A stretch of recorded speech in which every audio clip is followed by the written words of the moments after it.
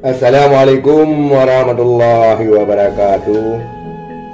Saudara-saudara sekalian Bandung, beragam bermacam opini yang dilontarkan rakyat Aceh kepada Partai Aceh menyongsong pemilu dan pilkada 2020, saudara sekalian.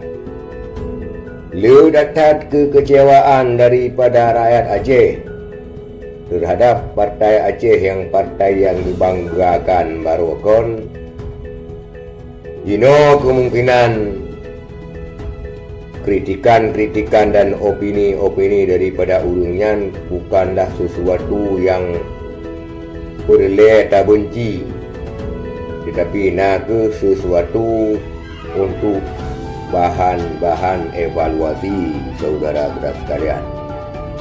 Opini kekecewaan rakyat Aceh yang pertama sekali terhadap keberadaan bendera Aceh dan kanun Aceh.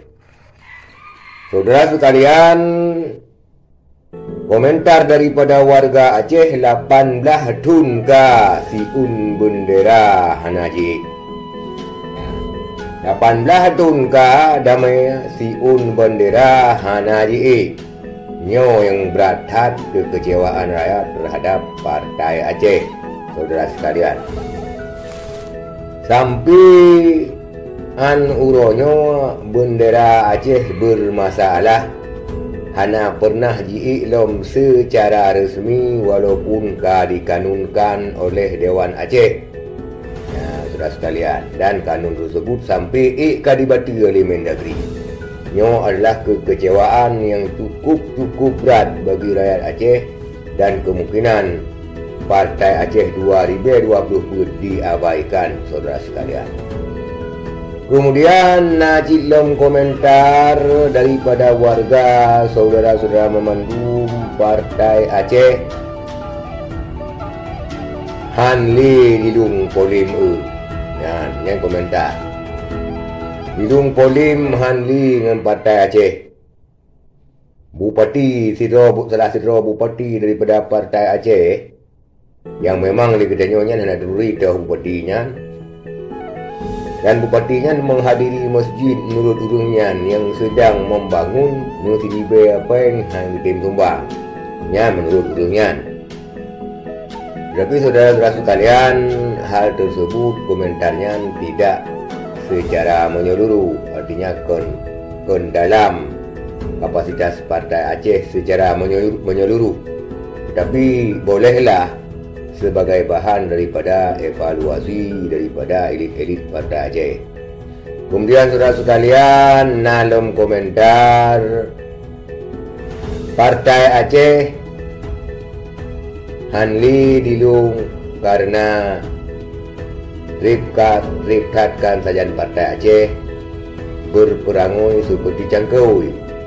Artinya kiban perangui cangkui hendak datang di kedainya karena baru gadah perangui cangkuinya tabuh cangkui ataupun grup cangkui menan menurut komentar netizen daripada konten-konten terkait terdahulu, saudara sekalian.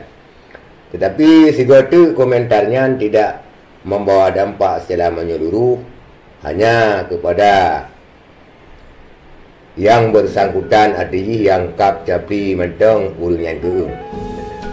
Tetapi komentar yang secara menyeluruh berimbas kepada Partai Aceh secara keseluruhan adalah 18 tunka siun bendera hanaji.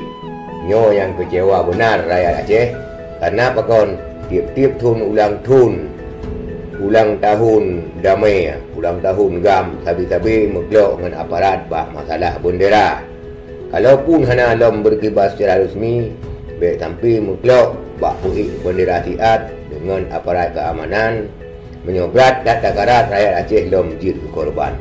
Menan saudara-saudara sekalian, nyan yang berat kecewa rakyat Aceh, mungkin kemungkinan besar sekali nyan ke penyebab untuk 2020 Partai Aceh sangat menyusut pendapatan daripada suara saudara sekalian.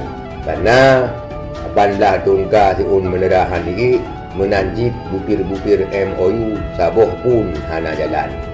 Itulah saudara sekalian, daripada opini rakyat Aceh dan komentar-komentar netizen, semoga dapat dimaklumi. Sekian, terima kasih.